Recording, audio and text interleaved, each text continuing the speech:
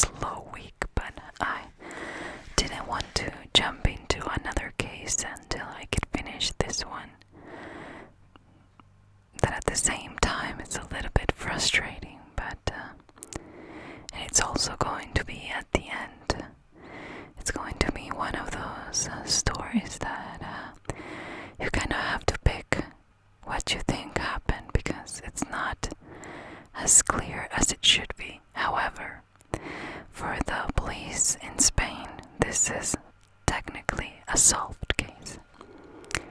In the last video, we talked about how they found the bodies of the Alcasser girls, and if you missed that video, I'll have it in the description box and on the top of the screen right now, so you can check it out before this one. But as I mentioned in the last video, the lack of proper procedure at the time of extracting the bodies and the evidence from the pit, it was unbelievable. We know that they took a single photo and that it was mostly mud and not so clear where you can distinguish if it's a body or whatever it is that they took a picture of. It's mostly mud, and you really have to pay close attention to kind of distinguish something in that picture. We also know that the bodies were rolled inside a rug and that there were a few objects in the area. I'm gonna go through the objects in the order because it's going to make a little bit more sense at the end. But the first thing was a large white t-shirt with a red logo on the front, and it was rolled up, and inside there were 2 stones. Police believed that it belonged to one of the victims, so they decided to take this shirt but left behind the stones at the scene. Crazy. It's just one of those things that I do not understand. Who is the judge to make that call? You know, who's the one that is going to say we do need these stones or we do not need it? That is physical evidence that it should be tested regardless of what you think it's relevant or not to the investigation. It was inside a shirt that you presume it was one of the victims, so poor judgment, I guess. The second thing is that inside and around the pit they found a torn corduroy jacket. Number 3 is 2 synthetic black fibers. Well, they found that. I don't know, somebody was paying attention. A piece of paper with illegible writing, 2 small pieces of wood, a piece of sailing rope about 10 feet away from their bodies, hair bits, bones and vertebrae, and a video game cartridge. They also found a list of things that they thought that it was garbage at the time. They didn't spend that much time looking for clues or something relevant to the case. They just thought that it was garbage. Inside the pit with the bodies, they also found a spent shell casing from a 9mm round of the brand Gecko. As you can see, they did find quite a bit.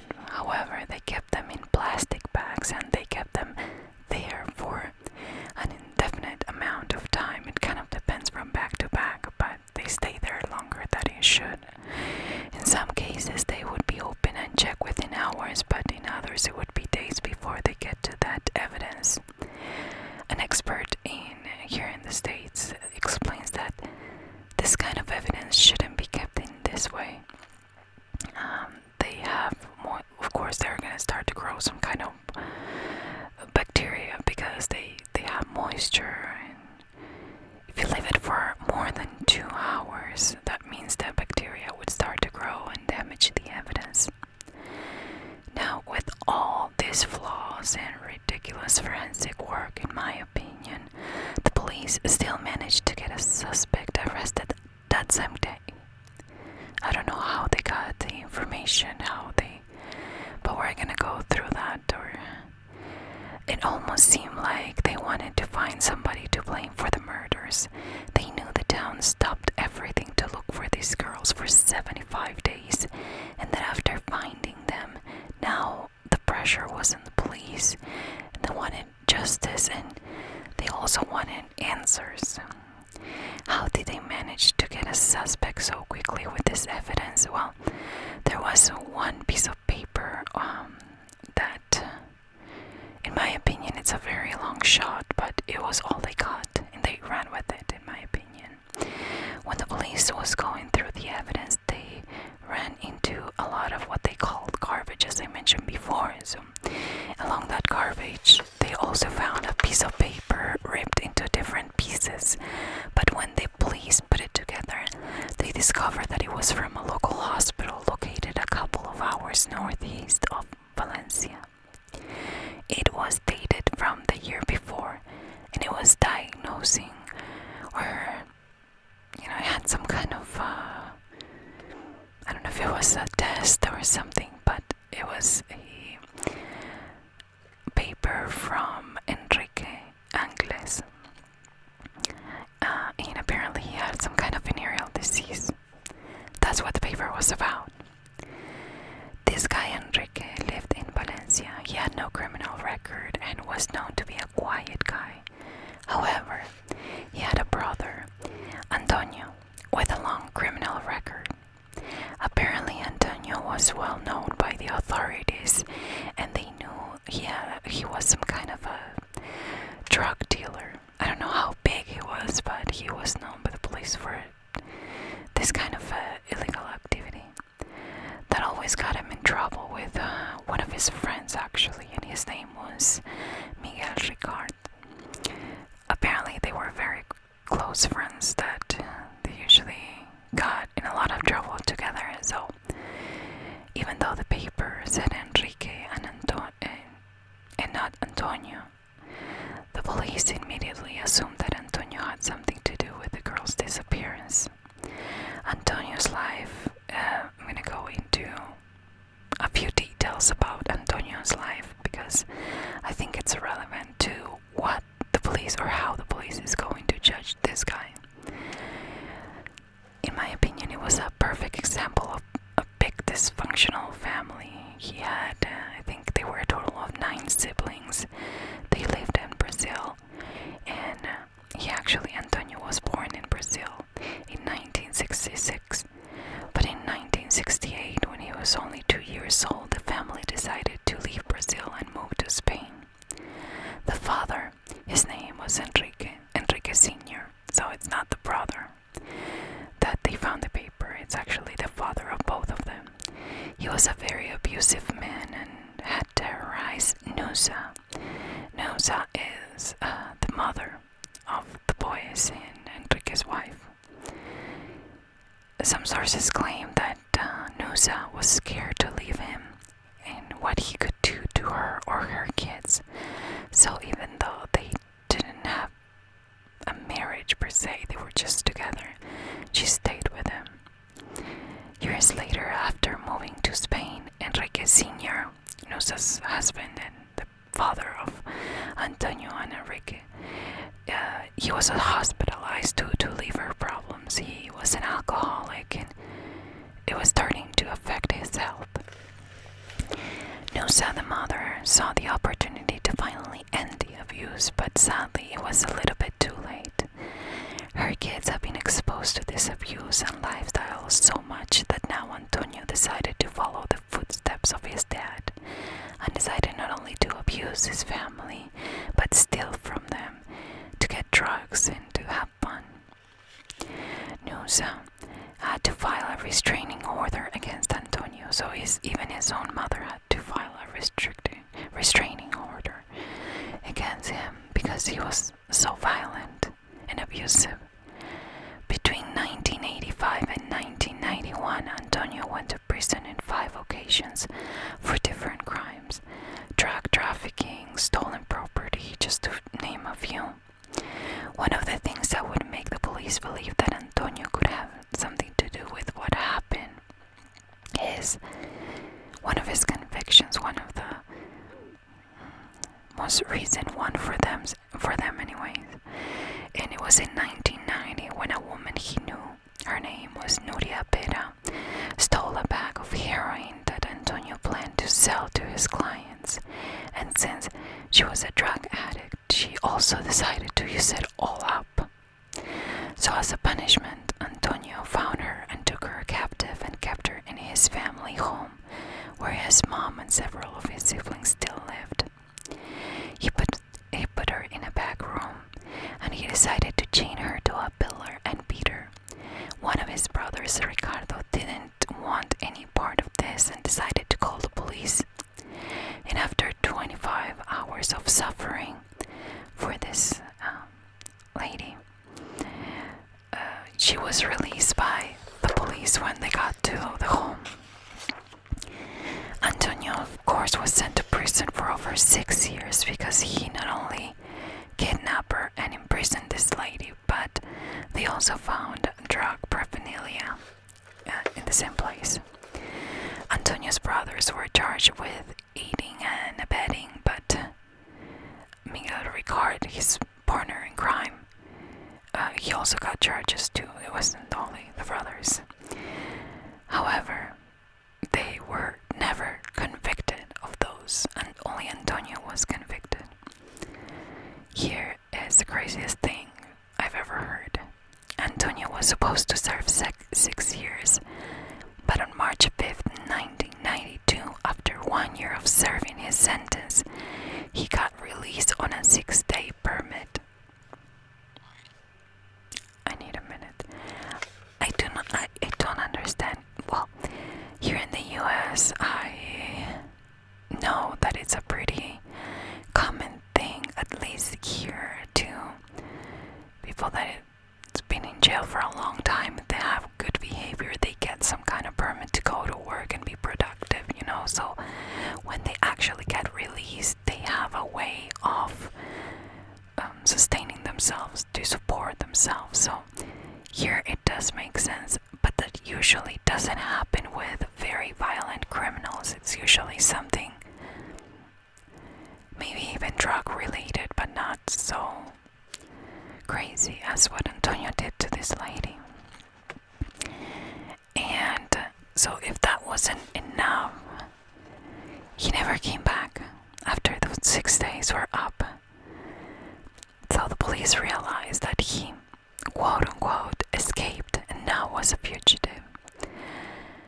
And the police did issue an arrest warrant, but it wasn't immediately, because he escaped in March and a warrant for his arrest was issued on September of that same year. So I don't know if they weren't in a hurry, if this was something that Antonio worked it out with the guard, the police, not the police, but the jail. I don't know, but if one of your prisoners escapes after you gave him a 6-day permit, wouldn't you just issue an arrest warrant right away? In the meantime, from March till September, he was a regular citizen, of course, living however where everyone else. I mean, he could have traveled, he could have done whatever he wanted to, because he wasn't wanted by the police.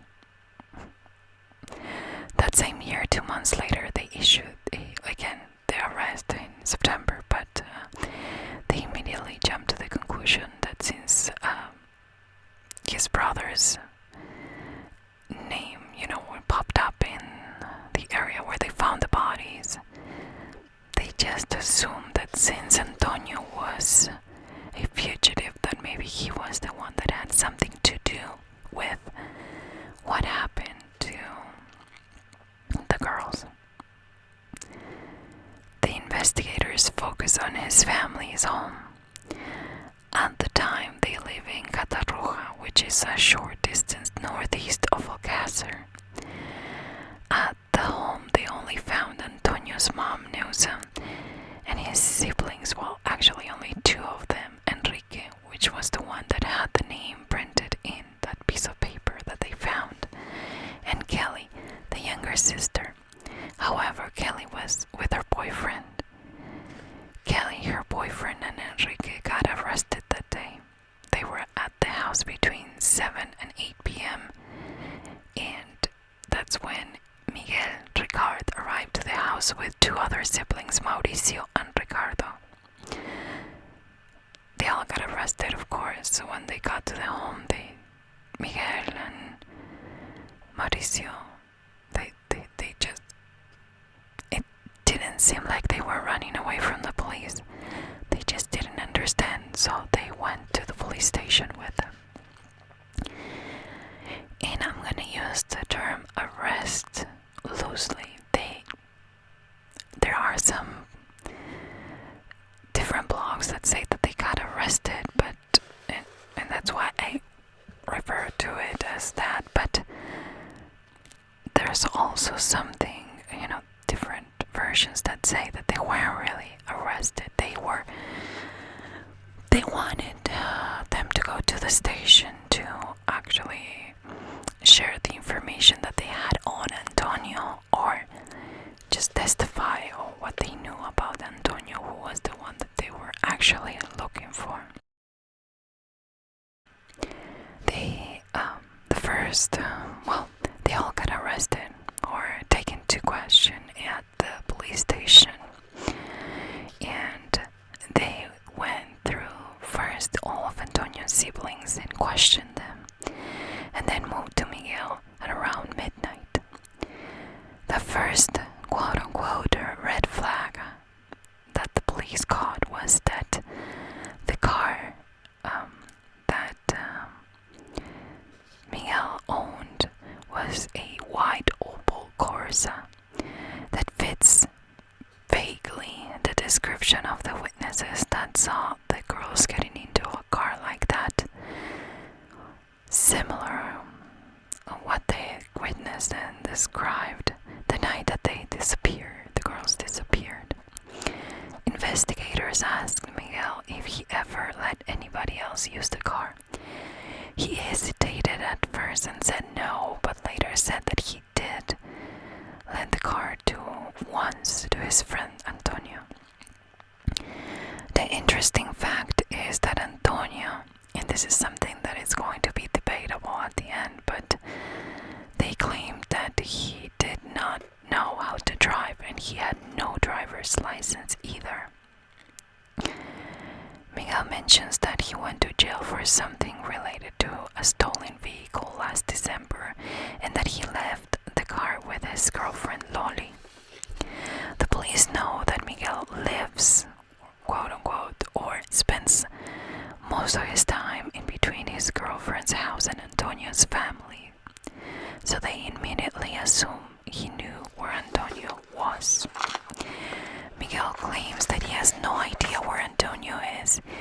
He admits that they have been friends for over a decade and that he was very aggressive, referring to Antonio, of course, but he said that they haven't been in contact for a while. Miguel also claims that Enrique was a good guy and that he couldn't hurt a fly. But Antonio, his brother, was a different story, almost like he wanted to blame Antonio for the crime, but kind of keep Enrique safe. The police found a few inconsistencies in Miguel's first testimony or questioning. Number one, they didn't buy the idea of the no contact with Antonio for months. I don't know if they had proof otherwise. I don't think so. I think that this case was basically based on some kind of hunch or something like that, because it doesn't, if they had any kind of proof, they just didn't share. So it was probably that they didn't believe that he wasn't in contact with him. They also, when they asked where he was that night the girls disappeared, he kept saying that he was in jail. And we all know that you can't trick the police, since that is probably something that they can find out pretty quickly. And they did. They checked, but he wasn't in prison on that date. At 5:40 in the morning, the police decided to arrest him because initially he was brought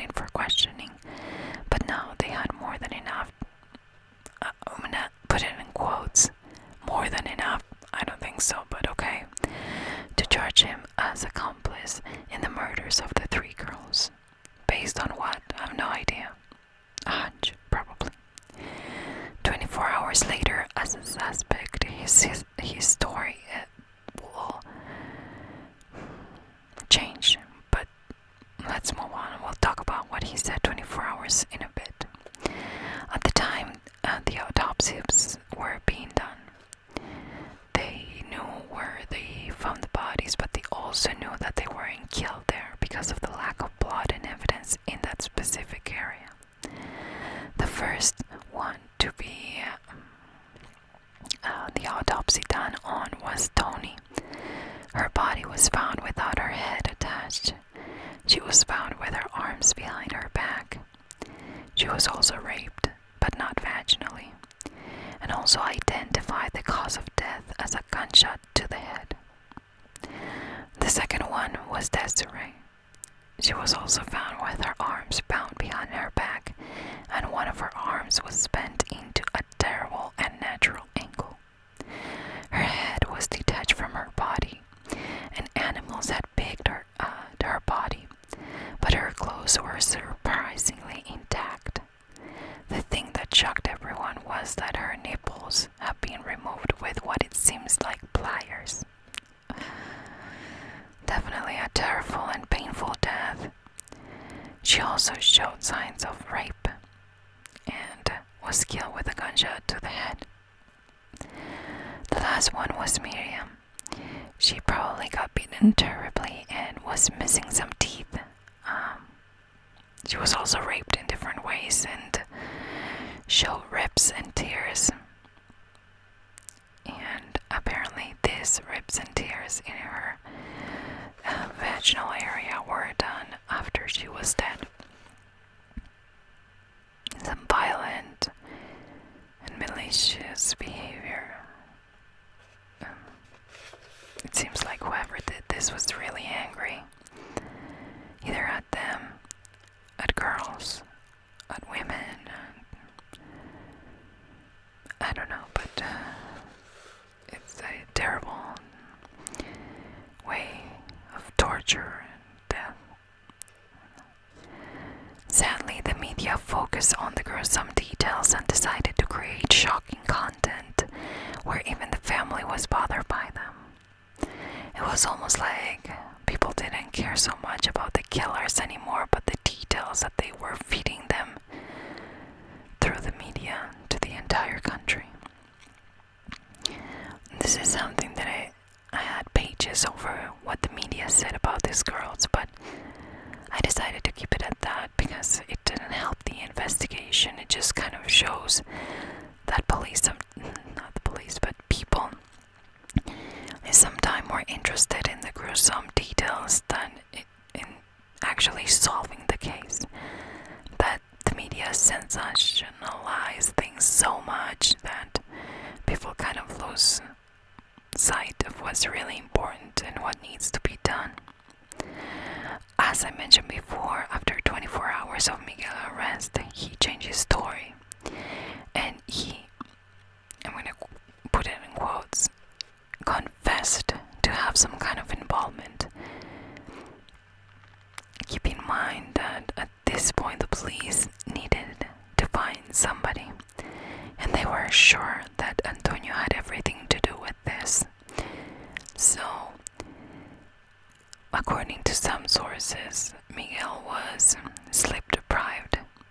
He was never fed, and the conditions that they kept him in were not the ideal, which is something that I'm not saying is common, but it's been seen before when they want to get a confession out of somebody.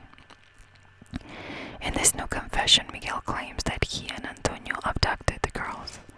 He says that the girls got in the car willingly and that he used a different car, actually a blue seat Ronda, which contradicts the witnesses, so I don't understand why, but let's go with it.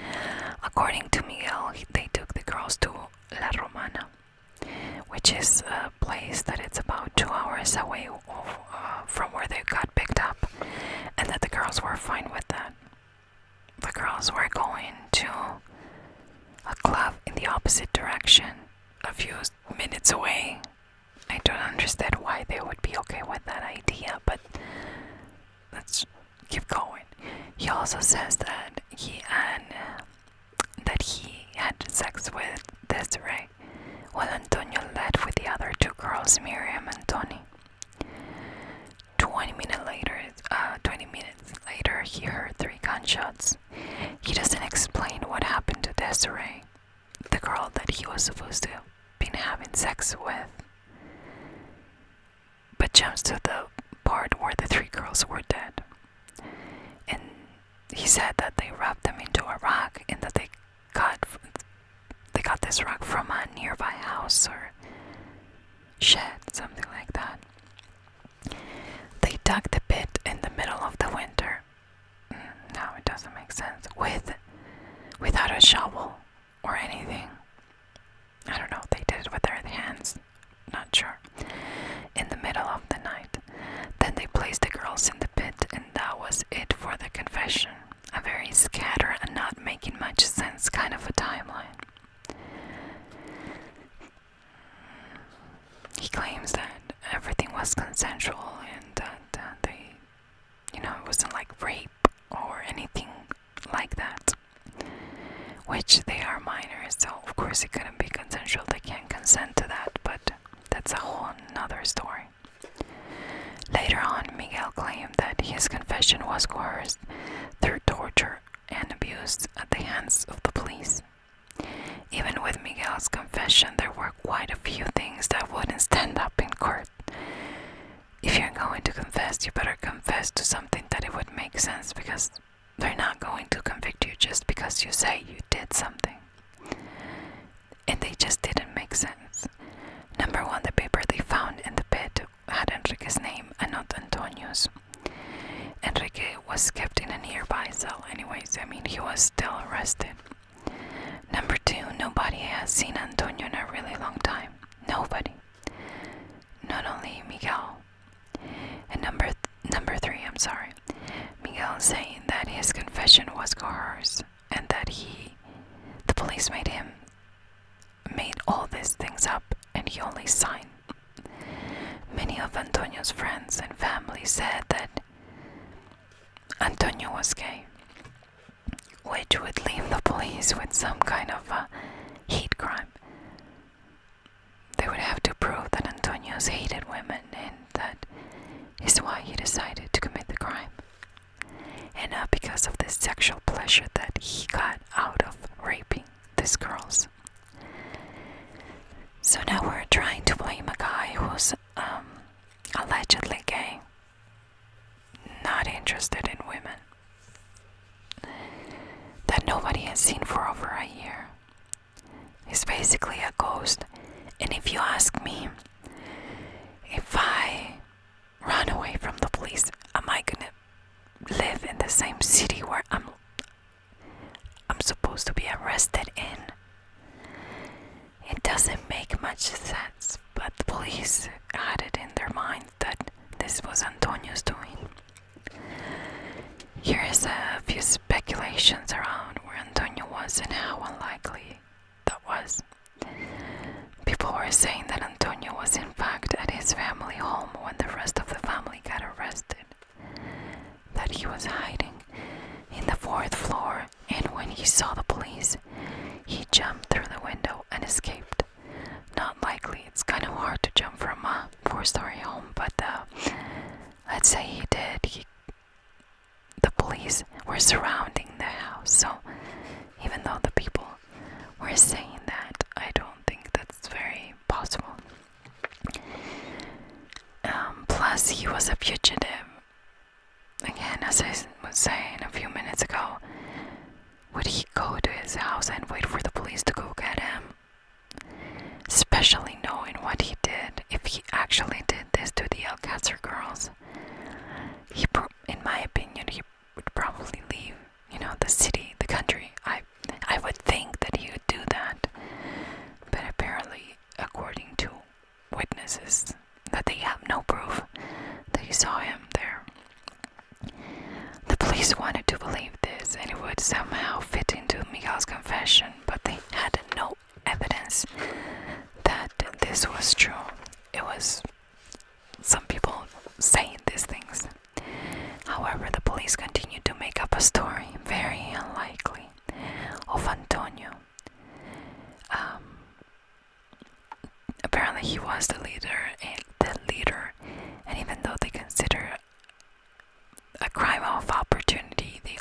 thought that it was a hate crime. And according to this make-up story that the police came up with, Antonio hated women, and according to them, it showed the way that he treated his mother and how violent he was towards women. That the prosecutor alleged motives for the crime.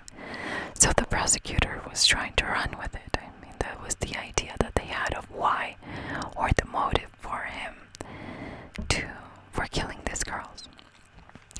According to the police, they also received calls placing Antonio in different places, but they had no evidence of it. People would still call in, and every time that they went, they just couldn't find him. So on February 5th, the police stated that they lost track of Antonio.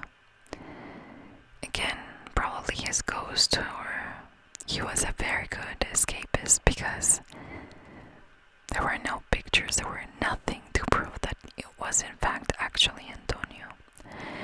They also expanded the investigation to the Interpols and detectives back home. They decided to push, in the meantime, Miguel to get more info. Now let's go back to the autopsy. That was a mess, and I already shared the gruesome details with you, but I left something out. Apparently, during the autopsy, they cleaned the bodies with water, literally sending important evidence down the drain. I used to work with this girl.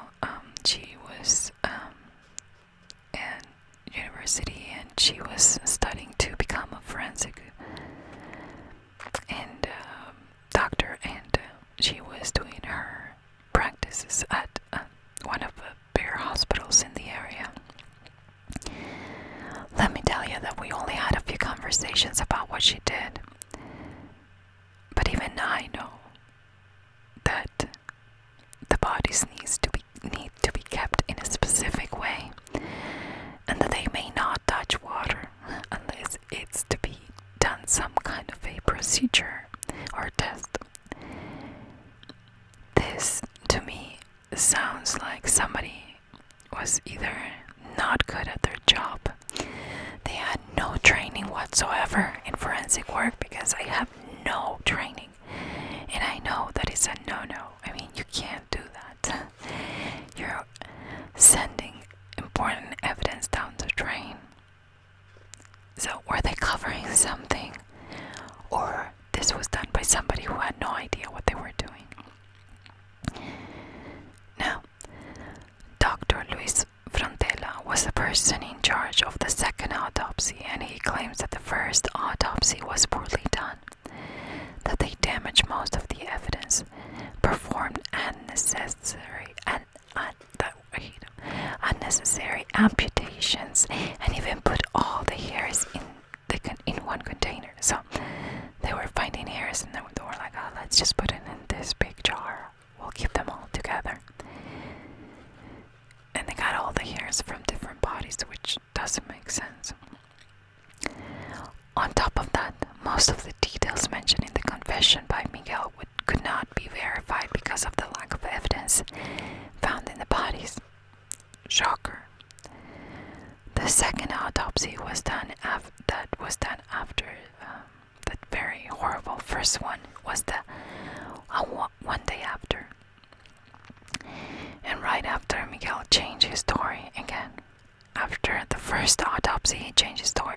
I mean, he confessed, and now he's changing his story. In this new confession, he gave more details too. He claimed that Antonio and him picked up the girls in Picassent around 8 p.m. Again, doesn't make sense because they were still at their friend Esther's house at 8 p.m. And then that they drove to La Romana. But in this case, he claims that they threatened the girls and that they did not want to go with them. Basically, that they kidnapped them. Antonio then hits one of them in the mouth, breaking her teeth.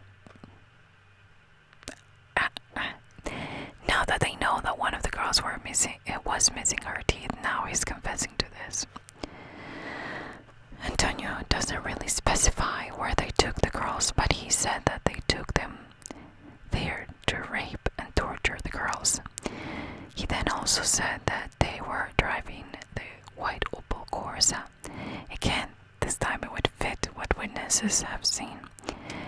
And also said that they took tools to dig the pit to throw the girls in, which there were no tools around, and there were no evidence of tools in the area where they found the bodies. The interesting part is that they had no way to know the details of the autopsy. At this time, Miguel was still in his cell, so he had no idea what, quote unquote, he had no idea what the forensic evidence suggested.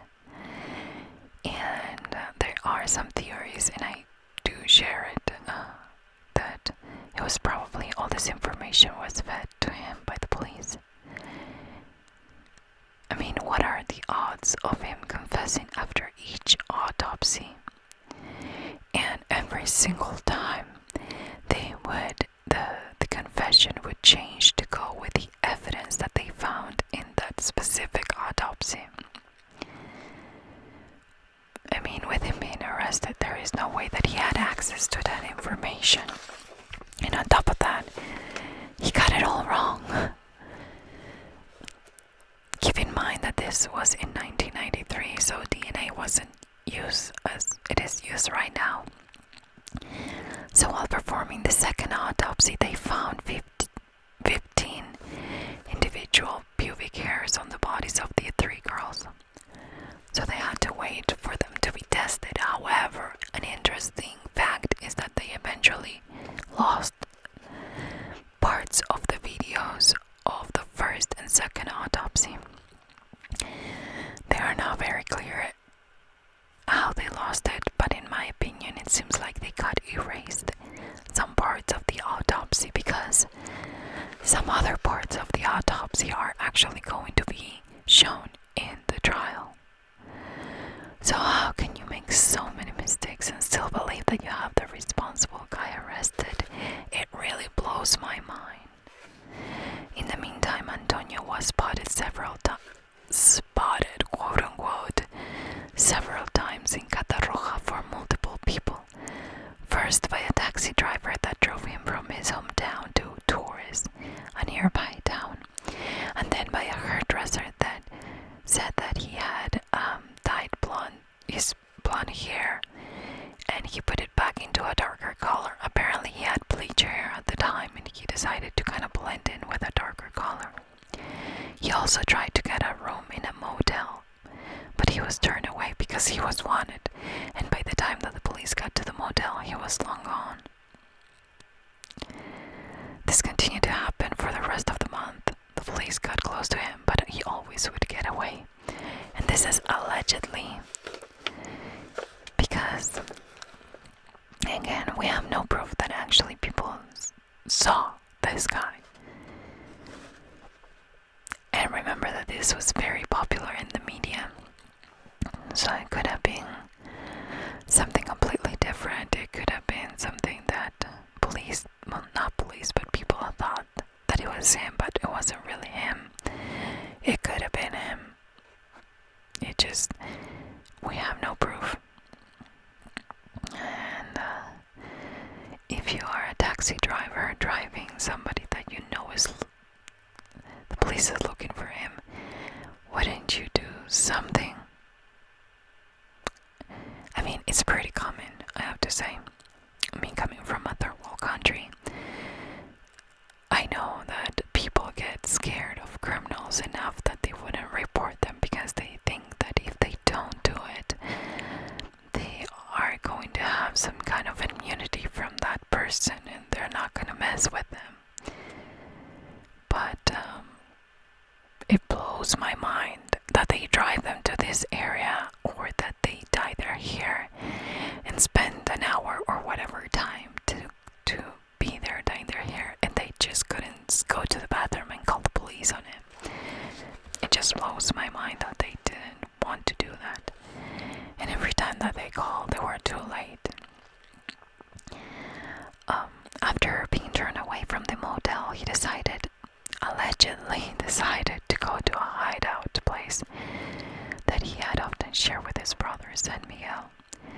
This was basically a shed that it was in by a home owned by the gypsy, who apparently already had problems with the law too, so no saint. He reportedly arrived to the hideout place on January 30th, when the second autopsy was taking place. Some people said he got there and was acting crazy and intimidating gypsy, but others said that they were good friends and he asked for help. He was also looking for a car to leave the country. How was he gonna drive that car if he didn't know how to drive? I don't know. This friend gypsy decided to call the police on Antonio, but that night that he called the police, Antonio actually spent the night somewhere else. So when he allegedly came back, he saw the police there and fled. Who is alleging these things? Antonio was never caught. So are they feeding us this story? I have no idea.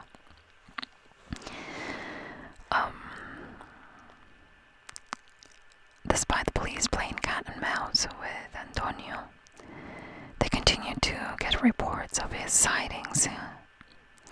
On February 6th, he was allegedly spotted, by a truck driver at a station in Valencia, and even though he tried to change his appearance dramatically, the truck driver recognized him.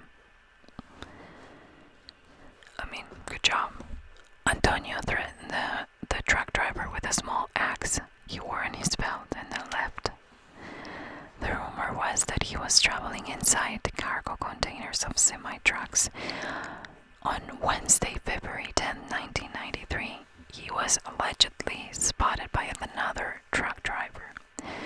He ran inside the warehouse to call the police, but by the time he got back, Antonio was long gone.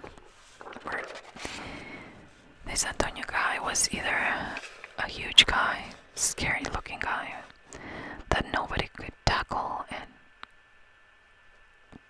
kept him there until the police got there, or I don't know, you're a guy. This is a guy with no gun but an axe. Why didn't you just catch the guy for the sake of the girls of the country of Spain? I don't know, but maybe it's just me. However, a few days before this incident, Antonio kidnapped this guy. His name was Vicente Golfe. He was 65 years old and he was a farmer. Antonio told him he needed transportation to the town of Minglanilla. The farmer, being scared, decided to take him, and that was over 200 kilometers away. Again, apparently he had no chance to call the police. While they were driving, Antonio told Vicente that the police was looking for him for the deaths of 3 girls, but that he was an innocent man and that he planned to leave Spain. However, when they got there, Vicente was let go by Antonio.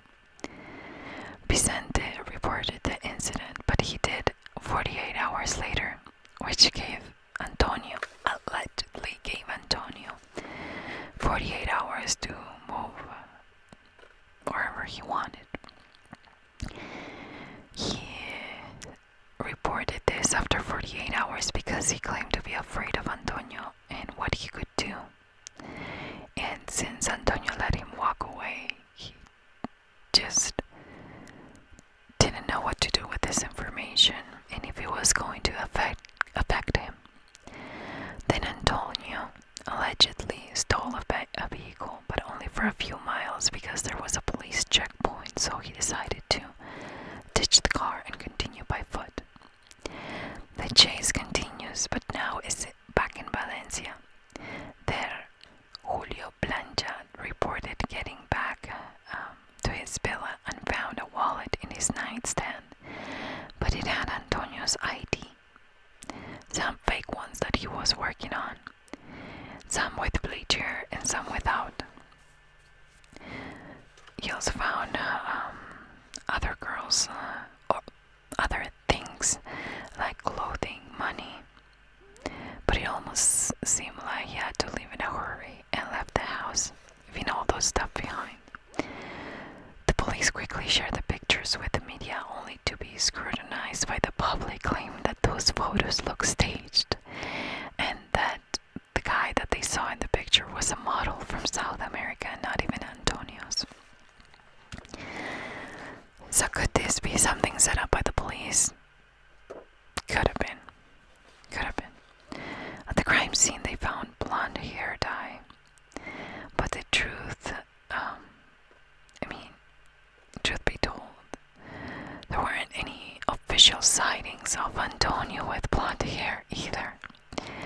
Just because they found this box of hair dye, they were just running with the idea that he probably dyed his hair blonde. It was all speculation tied to a box of hair dye at the crime scene. Then rumors began that he was in Portugal. According to Joaquin Carvalho, who used to be his friend, he hosted Antonio for 2 weeks only to discover that he stole his passport and was planning to take a ship that would take him to Brazil. A few months later, the police in Portugal called it quits because of the lack of evidence. They were going by witnesses that were claiming things that didn't really make sense, because this guy's house was not close to where they found the fake IDs, or even where the other witness said that he drove Antonio to. Remember the 65-year-old farmer, Vicente? The sightings were all over the place, and this guy had no way to catch a plane or, get to the specific area faster. So how was he jumping around the entire country, leaving traces, but not really the police being able to catch him? It was very bizarre. Then the police, quote-unquote, believed that he got in a cargo ship headed for Dublin. Police believed that he pretended to be a Portuguese citizen working and living in the engine room of the ship. How did the police believe this? No idea. They had no proof. Allegedly, the crew realized, this is all alleged, and I don't know, I have no idea by who, but this is part of the official story, okay?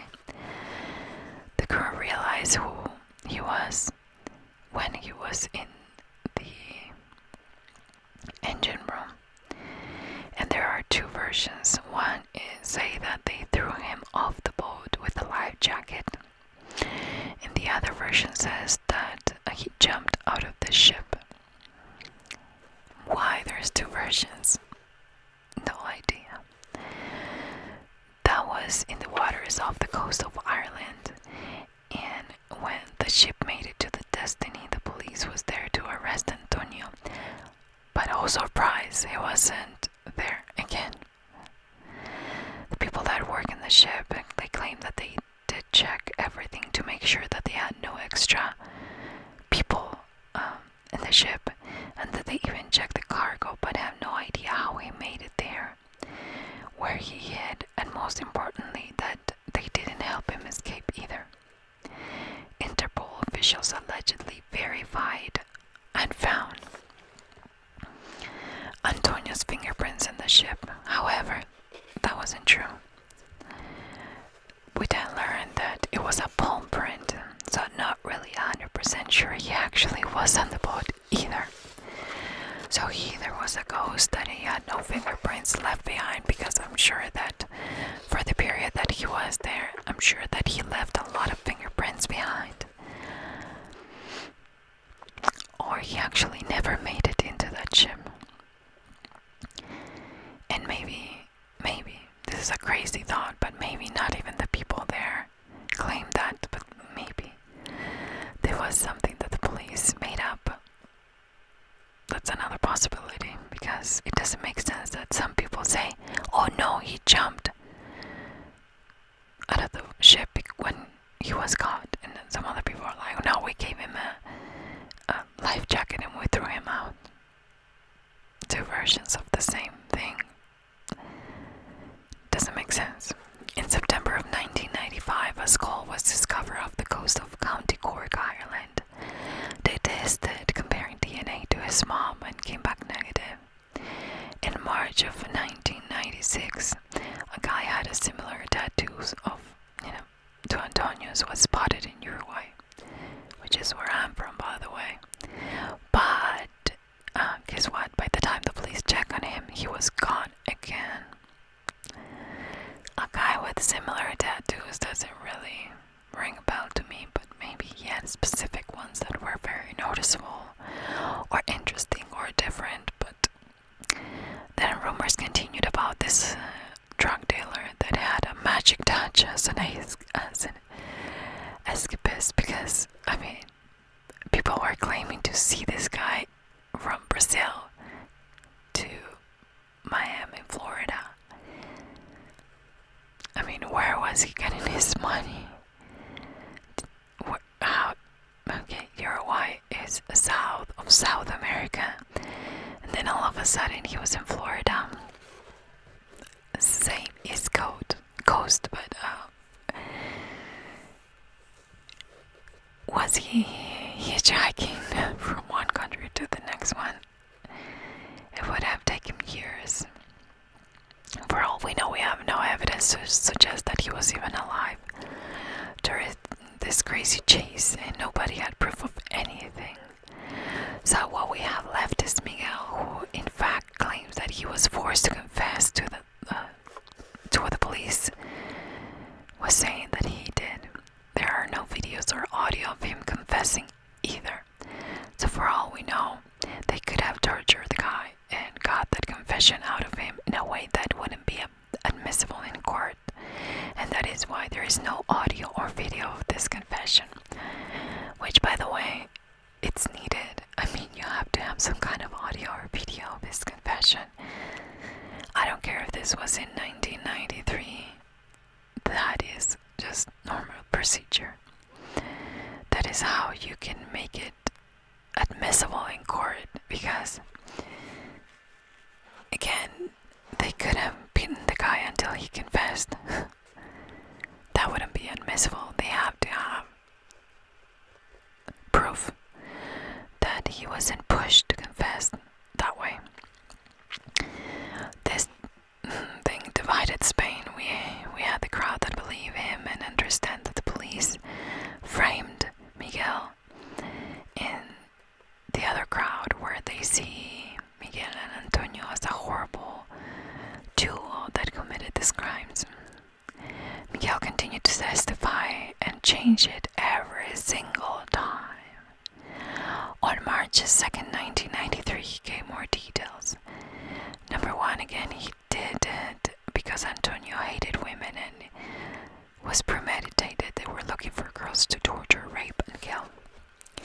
Another thing, or number two, that he changed this time is that he clarified that the weapon they used was a 9mm that Antonio got illegally and was attached to a lot of other crimes.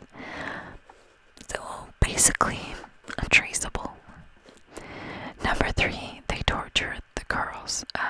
They torture and kill the girls in a place in ruins nearby the pit where they were found. So at this point, you got the guy that allegedly was there, and the guy doesn't know where they killed him. He's not given the specifics, and I think it has a lot to do with what the police didn't know, because since they didn't know, they couldn't feed this guy with this information.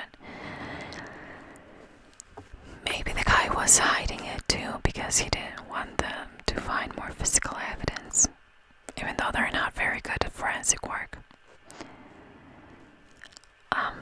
Then rumors and witnesses started to appear claiming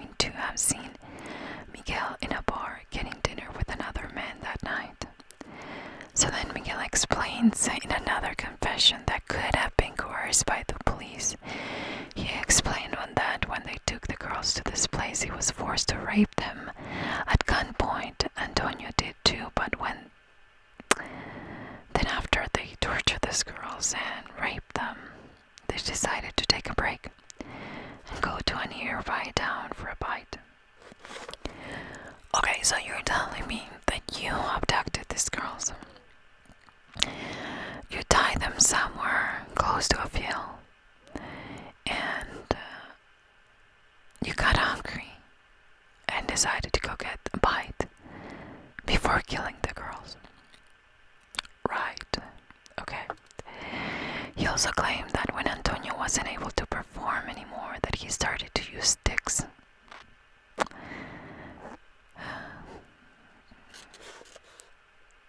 That would be something that would go accordingly to the autopsy again. Prosecutor Enrique Beltran knew that the girls had hours or maybe even days of torture. This wasn't something that it was done quickly after they disappeared. This was something that it was confirmed that it took time. They talked to the bar owner, and the bar owner initially claimed that Miguel was a returning customer and that he usually came with a friend. Police wanted to know the friend's name, but he couldn't identify him. It could have been Antonio, it could have been one of his brothers. So the police asked him to go on record, and even though he thought he saw the guy that night between 11 p.m. and midnight, he wasn't ready to go on record because he just wasn't sure. Then when the trial began, the bar owner would testify of seeing Antonio that night at the bar, but with no company. Completely different of what he told the police. He claimed that he was alone. But then his wife, the bar owner's wife, testified that he did see Miguel that night and he was with Antonio. However, when Miguel would finally stand trial in 1997, neither the wife or the bar owner showed up to court to testify. And on top of that, they claimed that the police forged his signature in a statement he didn't make. So again, police could have paid the wife to testify that. And they could have forged this guy's signature, but everything is alleged. There's no proof of that. Now let's go back to the area where the bodies were found. This was a pit that they quote-unquote excavated with no tools in order to hide the bodies. What really doesn't add up is how they got there. After some time, they realized that apparently where the girls were killed was in a barn ruin, and that was pretty far away. It was almost a kilometer away from the pit, which means that they would have had to pick up the bodies and carry them to the pit. Why so far away? I don't think that if they did it, they were smart enough to try to get away with it.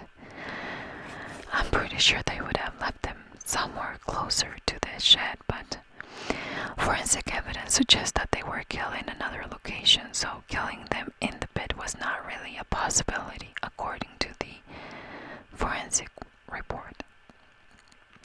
Another thing that didn't add up in the trial, and we still have a lot of pieces lost still in the puzzle. I mean, in order for a trial, in order for somebody to be convicted, it needs to make sense, but up until this point, there's no details on how they actually did it. Another thing that doesn't add up is the autopsy and investigation efforts by Dr. Ross, which was the first doctor who did the autopsy. This was funny enough, this was the forensic lead in this case, and he was the one that was that allegedly washed the bodies and got rid of the evidence. When the second autopsy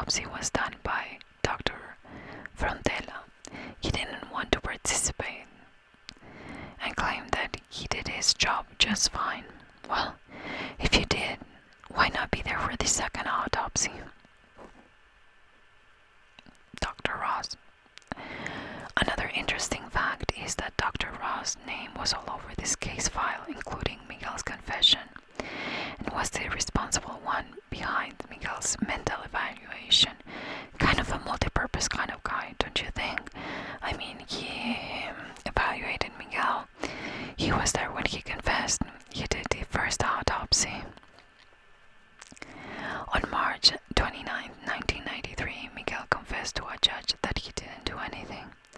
He had nothing to do with the girls, and he knew who they were because of the TV coverage, that he was forced to confess by the police, and that he actually robbed a bank with Mauricio and Antonio a few days before. And that night, when the girls disappeared, they were shopping, eating, and having a good time with friends. And that he didn't initially claim that in his first confession because he didn't want to be caught for that bank robbery. He also said that they didn't hurt anybody in that bank robbery. At this point, it looks like the most compelling of the confessions that he made, and it was out of the police station that he claims it was corrupt. There were ways that they could have verified if there was actually a robbery, so I'm gonna assume that the police did. However, 6 months later, in the same police station, he confessed again to the crime. This time he changed a few details again and claimed that Antonio shot one of the girls inside the pit. This would help only the prosecutors. By him confessing that, it would only help the prosecutors. And he also said that this time that they had Mauricio, Antonio's brother, and a friend of Antonio with them. So there were 4 of them. Again, that would confirm what the eyewitness claimed, that there were 4 guys inside the car when the girls got in. And that would match what the autopsy revealed. Now, this time Miguel was intoxicated according to this last confession after the 6 months, and he knows that they took the girls on there with his friends, but he claims he didn't do anything, and that he realized that something was going on when he heard 3 gunshots. However, if this did happen, where is the evidence, physical evidence, that would connect Miguel to his crime? There is none. And the only thing that they got was 15 pubic hairs that were found in the rock where the bodies were found, but none of them match Antonio or Miguel. Some also were not be able to be tested. I think 4 or 6. I think 4 of the hairs could not be tested because of the conditions that they were being kept in. Again, poor judgment at the time. On May 9th, 1997, Fernando Garcia, which is Miriam's dad, asked for a delay in the trial. At this point, he got involved with a criminologist and true crime author Juan Ignacio Blanco. Fernando gained access to the police files and shared them with Juan Ignacio, which is this criminologist, and they realized the police had nothing on Miguel, and he wasn't sure if he actually did it. But what he knew is that there were other things that can be tested with DNA, and they just wanted to make sure that everything got tested before the trial. That's why he wanted to delay the trial. Some of those DNA samples that they found in the actual rug were semen. He even got help from Tony's parents to request his delay, but got denied. I mean, my question is, aren't they gonna test that? Why are they in such a hurry to close this case, to take him to trial? There were very mixed emotion and ideas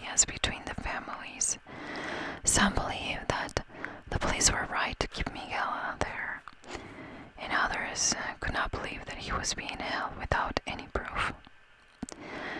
Rosa Foch, Desiree's mom, fought, claiming that Fernando and Juan Ignacio were spreading lies and that she didn't want her daughter face involved in their agenda. Miguel had several public defenders. This is something that I had to cut into a few thoughts, but just so you have an idea, I think he had about 3 or 4 public defenders. That they were not good. One of the latest one, he asked to be replaced because he had less than 5 years experience as a defender, period. He finally got Lopez Almanza. He was new to the case, so he needed to go through over 8,000 documents to even start to understand and defend Miguel. So he had a very bad defense, and this person, public defender, did the best he could. The trial lasted 3 months and he was convicted for it. Despite having no physical evidence to tie him, he was sentenced to 170 years of prison. Juan Ignacio, which is this criminologist, published a book to spread awareness of the horrible police work in this case, and he even named those involved in it. In August of 1998, the Spanish government got involved and ordered all the copies to be withdrawn and destroyed. I wonder why. Juan Ignacio had to pay fines and even compensate Desiree's mom for publishing this work. Fernando Garcia, which was Miriam's dad, had also to pay fines, including to the forensic doctor and prosecutor, among others. Later on, Juan Ignacio claimed that he got a tape that shows how they torture, rape, and kill Desiree, and that you can see the faces of 3 men in the video. He also claimed that he gave it to the authorities and nothing has been done. After all the drama he got for sharing his theories, I understand his hesitation, but why not share it with the world and expose the authorities and people involved in this crime? Juan Ignacio, the criminologist, and Fernando, Miriam's dad, supposedly got a hold of this tape because one of the guys involved in this had a guilty conscience and decided to go confess to his priest and gave him the tape. So that was more than enough for the priest to share it, but why with Fernando and Ignacio? Didn't he trust the authorities? If you were in this position, would you just share it with the family or with the police?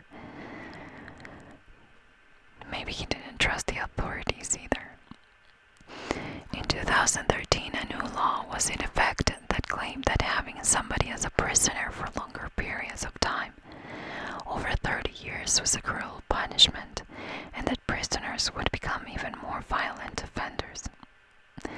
So this was a big thing, and there was a lot of information as how it was fought in the courts and they won, and they had to release a lot of prisoners because this came into effect, Miguel being one of them. And he was among other hundreds of prisoners that got released at the time, and they did it in different dates, and they spread them so they were not going all out at the same time.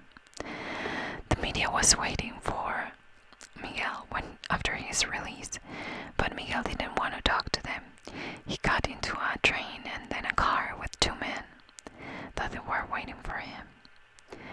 He was possibly the most hated man in Spain, and of course his life wasn't going to be the same or easy. He did a phone interview and he claimed that he was innocent of what he was convicted. Since his release, rumors have stated that he had found God and that he has dedicated his life to working a French monastery where the only judgment that they care for is God's. So even this is considered a solved case. In my humble opinion, I do not think so. I think I mentioned in the first part of this video that this case was either covering something by the police or they are not really smart. And I don't believe you can be dumb, but you're working for a bigger thing. You're working for a police department. You're working for people trained to do their jobs, to serve and protect. So you can make a mistake, but that doesn't mean that the whole investigation needs to be a flaw. And in my opinion, it was just a complete flaw. There are some people that claim that nothing like this happened at this place before and they had no experience. Well, it would explain some of the forensic mishaps that they had. But just remember that when you commit those mistakes, you are probably going to let somebody get away with it. If it was your daughter, if it was your friend, if it was your mom, if it was your neighbor, if it was your niece, you would want somebody to be held responsible for it. And we all know that there is a lot of people in jail today that are innocent. Not because they were framed by the police, but I'm saying that our justice system is not perfect. We're all humans and we're entitled to make mistakes. But these mistakes are really, really messed up. And one mistake, 2 mistakes, 5 mistakes, 10 mistakes. But it seems like this investigation, it was one mistake after the other. Could it be that they were covering this for one of them? Yeah, it's a possibility. That somebody very high up had a son, or even they did it and they were covering. I can't believe that these people, that all of them were not smart, and that all of them made mistakes, and that the same forensic doctor did the psychic evaluation, and he also did. Do you know what I mean? It's like a one-man show. And it was a very popular case that needed to be solved. It was gruesome. It involved young girls. So I guess at the end you have to decide if you want to believe the witnesses that claim seeing this guy in different places of the country. Then I believe that Antonio could have never been at so fast in between sightings. This guy, remember, he had not very much education. He was a quote-unquote low-life drug dealer. He wasn't the smartest guy in town. I'm sorry, but I just don't believe that he was going to be able to run away from the Interpol, from the Portuguese police, the Spanish one. I mean, he would have to be some kind of out of this world smart to do that. I feel bad for Miriam's dad. I read a lot about him and how he quit his job and he decided to find justice, get justice for his daughter, and I feel like he never got it. His wife died of cancer in the meantime. He was never home. He was always traveling, trying to find the next person that could help him with this investigation. Tony's parents, I think they have just one statement that claims that money could never bring back their daughter because apparently they got a lawsuit or something for the forensic work, I believe. And they got some money out of it, but they could never be the same. Desiree mom, however, she decided to sue pretty much anybody that she could get her hands on. I don't know. I guess some people get angry with these things and some other people get sad. So, however you take it is whatever you're gonna do. It just breaks my heart that nobody is able to speak up. That nobody feels the need to speak up about this. That there was either a lot of corruption and people is afraid to talk about what was done wrong because they can get hurt or their family get hurt because of speaking up against what these people were doing. But it breaks my heart that somebody with no physical evidence went to jail for almost 20 years, if not more, for no reason. You are innocent until proven guilty. And even though sometimes we have our guts that tells us, oh no, he's guilty, or no, he's not guilty, I think that we are all entitled to a fair trial, to a public defender that has enough time to be familiarized with the case.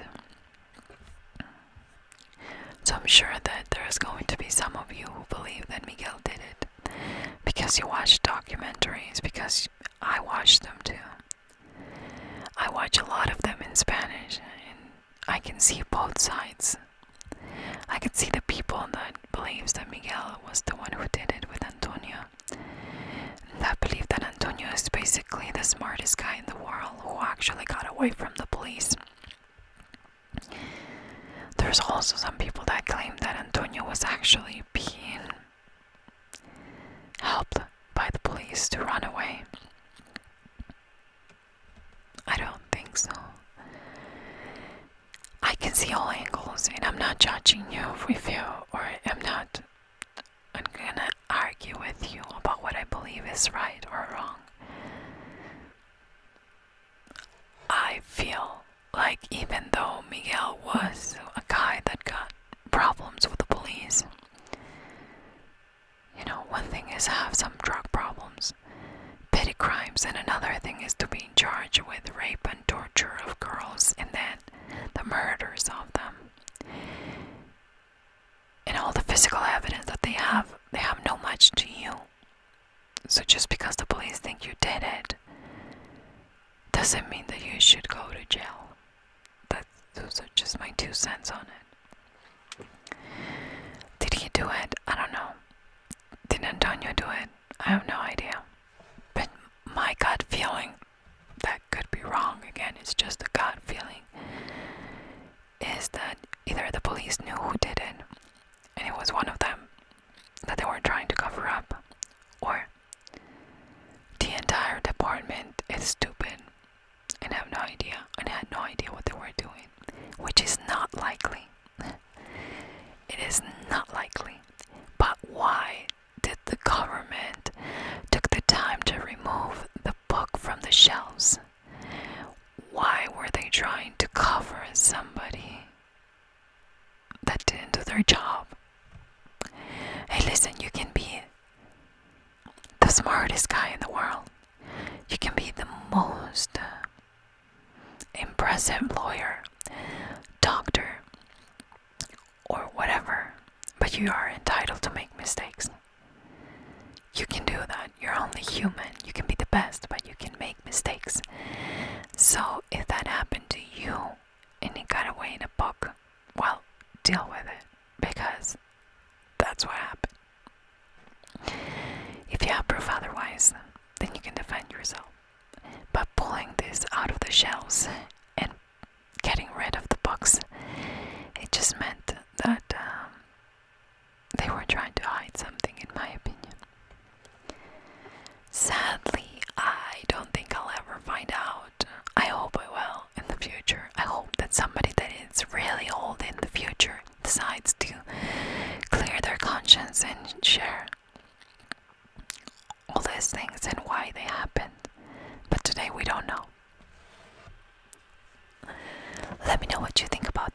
please, I would love to know what your theory is. There's a lot of people that have very strong theories, and I respect each one of them.